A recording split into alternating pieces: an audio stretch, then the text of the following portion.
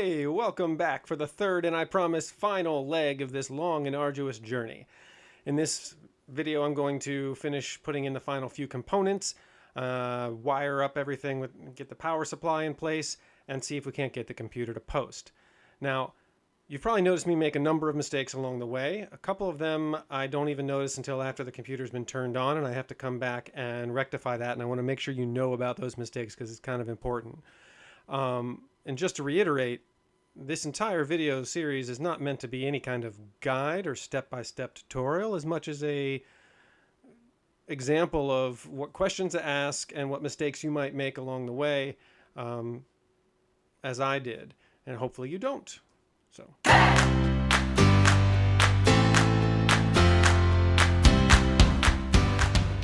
right, we're going handheld. We got the AiO in. All right. You can see I put my little bit of thermal paste on there, and I did get my big concern was like, how can you tell when it's far enough down and make sure it's making contact, but not too much? I mean, is there a possibility of over torquing that and damaging something? Feels pretty tight, but I can't see the point of contact very well. Right there. Look through these slats. A little bit of thermal paste there. So, who knows? I'm just gonna roll with that for now. So, we got our RAM back in. Still doesn't have that satisfying snap I always see on the internet. Leads me to believe I'm screwing things up. We got the pump into the AiO pump header right there. I did notice that in a lot of the instructions, they reference a CPU fan header on the, which is not right there, but a CPU fan header that I guess on older motherboards used to be there, and the instructions for a lot of these aren't updated, I guess. There is a chassis fan 1, chassis fan 2. I'm using chassis fan 2 down here because I didn't feel like running this wire up to there. And then the RGB controller is on that RGB hub that I pointed out in the back. Here, everything's in this RGB hub. And then the RGB hub will be powered by this SATA, plugged into this, and is running up to the 3-pin 5-volt header right next to the motherboard power. So let's go ahead and get all the rest of these suckers hooked up, and then we'll drop in our GPU.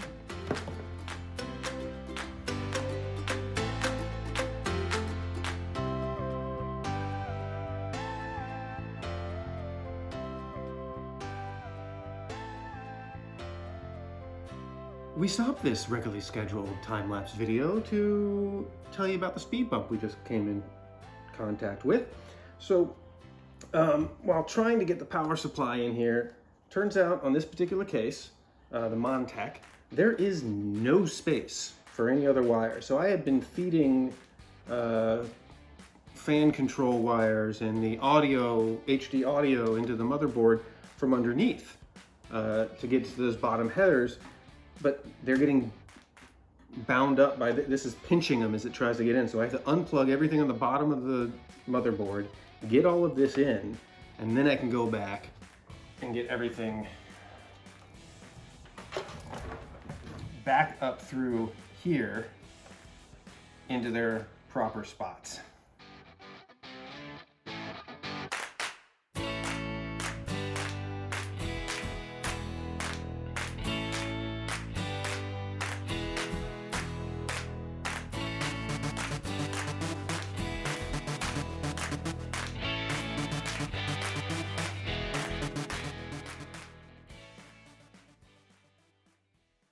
All right, so one of the parts I've actually been dreading, the GPU.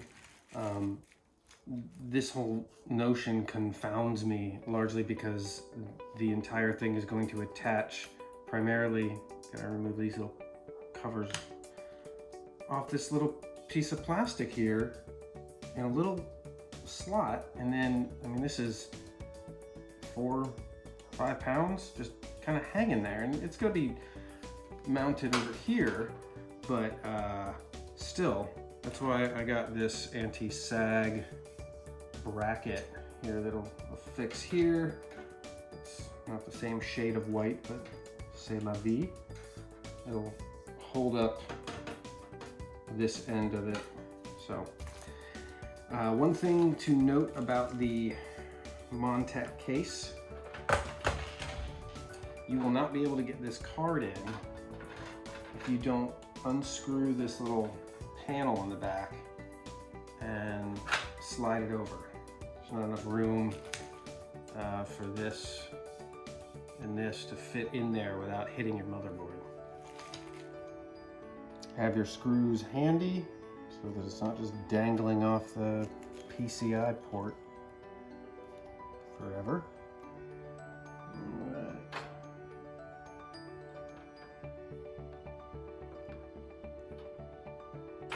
We got the right covers off on the back. What's going on? There we go.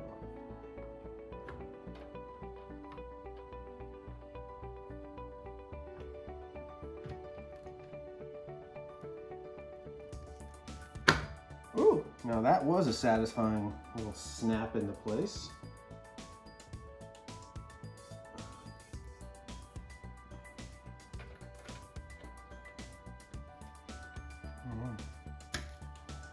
All right, so then this will go here, and it has a little lifter arm. Nice little rubber pads.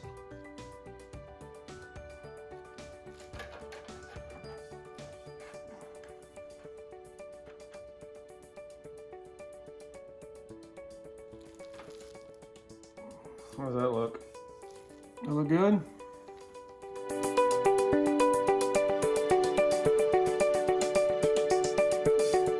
So this arm is too far forward, and these supports don't actually make contact with anything except for these beveled edges. They don't reach far enough back.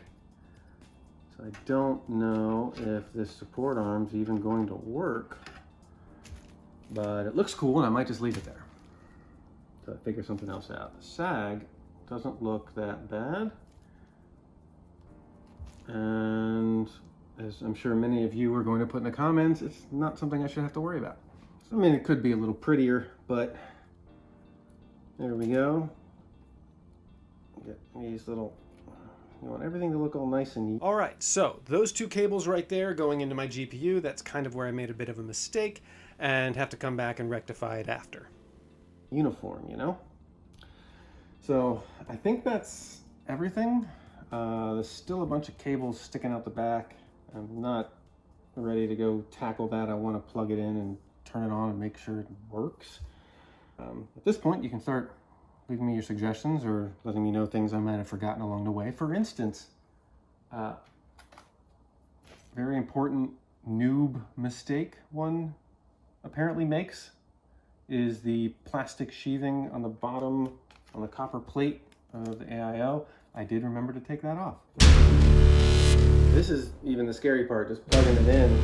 I'm pretty sure it's in the off position.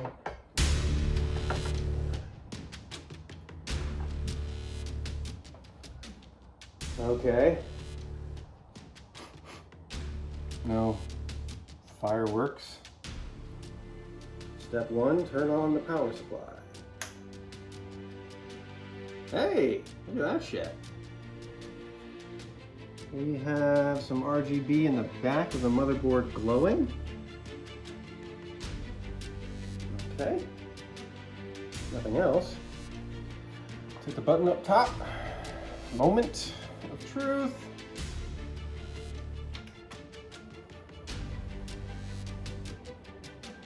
All fans are spinning.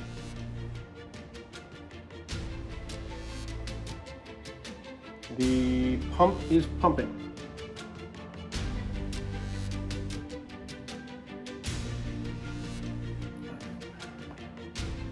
Oh, and we have stuff here. All right, it looks like done something right.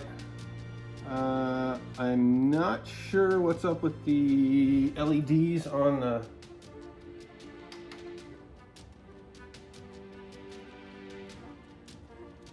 LED strip on the front works, but maybe the fans just don't have LEDs. And then hopefully, if I remember correctly, the RAM is programmable as well, so I can get that. I want it all white. Maybe this is programmable, I don't know. Wow, I might have done something right. So, I'll sit down and highlight all the things that didn't go as we had expected. So, it is day 5, 6. Mistakes were made. And by we I mean me, took the 6-pin to 8-pin splitter out of the power supply, and there are 2 8-pin power supply ports on the GPU right there. I was mistaken. So it turns out that's not enough power for the GPU. This is a 3070 Ti. Apparently you're supposed to use 2 individual, what is this, 12 to 8, or I guess ultimately it's 3, 6, 7. There's only, if you look inside there, not all the pins are in there. There's empty slots there. So this isn't using all 12. It's dumbing down to exactly, that's 6, 7, 8. So it's 8 to 8. And you use 2 of these to plug into each individual extension. Also, the GPU came with this, which is a pair of basically 12 to 8. This would go into the PC, into the power supply. This would go into the GPU, but all the pins are occupied here. Every wire is spoken for there. So I'm confused about that. Also, in the manual for the power supply, very important, there are 3 PCIe slots on the back of the power supply. PCIe 1, 2, and 3. Now they're all 12 volts, but there is 12 volt V4 and 12 volt V3. You can see there. Now, this instruction here says, please make sure you balance the load across the 12 volt rails between V3 and V4. When using 2 PCIe cables, like I'm about to do, connect it to PCIe 1 and 3, because that's a V3 and a V4. When using only 1 PCIe cable, like I have it now, one that splits off into these 2, use PCIe 2. Because PCIe 2 is both V3 and V4, the one in the middle there. So I gotta pull out my power supply, and I'm gonna go for I'm gonna use 2 PCIe slots on the back to go into each of those. So there you have it. As far as I can tell, that was the final hardware hurdle I had to overcome before getting my system completely set up. To be honest, the power supply was one of the larger issues for me throughout the whole thing, understanding the dynamics of it. And a lot of other disciplines that involve electricity, there's a very consistent terminology and lexicon about that: amperage, volt, wattage, things like that. And a lot of the experts I've been watching online, reference to pins. Pins sounded more important than voltage or wattage or anything like that. So it took me a little while to find the instructions and guides that people, on YouTube talking about it in a way that I could comprehend. It might be different for you. So everything seems to be working fine, and in fact I'd love to show you my setup right here. So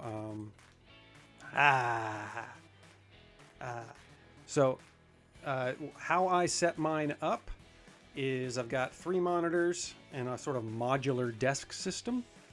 I've got a small desk here with 1 monitor that I can spin around to my sim racing rig behind here, main monitor, and then I got a vertical 1080p. So I got 1440 and a 1080p turned sideways here for like my Discord, and I'm using Armory Crate is my preferred, well, not preferred, it's what came with the motherboard. And excuse me, I've got to turn this off. That's getting annoying out of the corner of my eye. And of course, here's the computer itself. And yeah, so that's everything. I'm not going to get into the setting up of Windows and the BIOS and all of that stuff. I feel like Jay's 2 Cents has a great guide through that. I'll link it in the description. But I really enjoyed doing all of this, and I think I'm going to continue making short videos, way shorter than these, for noobs by a noob. So thank you very much for sticking around this long, and see you in the next one.